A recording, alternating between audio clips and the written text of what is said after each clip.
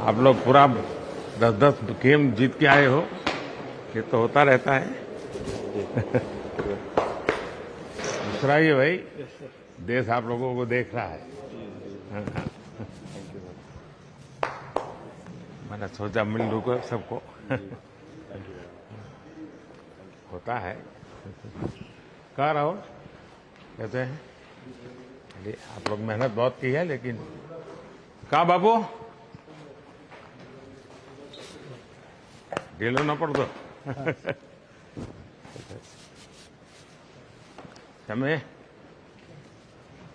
बहुत अच्छा किया है इस बार।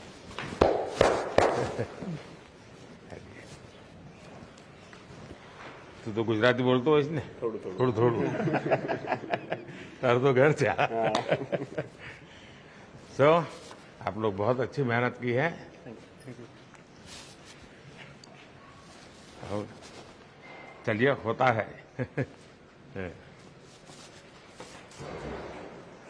होता रहता है ऐसा। हाँ, और साथियों को एक दूसरे को जरा हौसला बुलंद करते चलिए। और जब आप लोग फ्री हो गए, कभी दिल्ली आएंगे तो बैठूंगा आप लोगों के साथ। मेरी तरफ से निमंत्रण है आप सबको।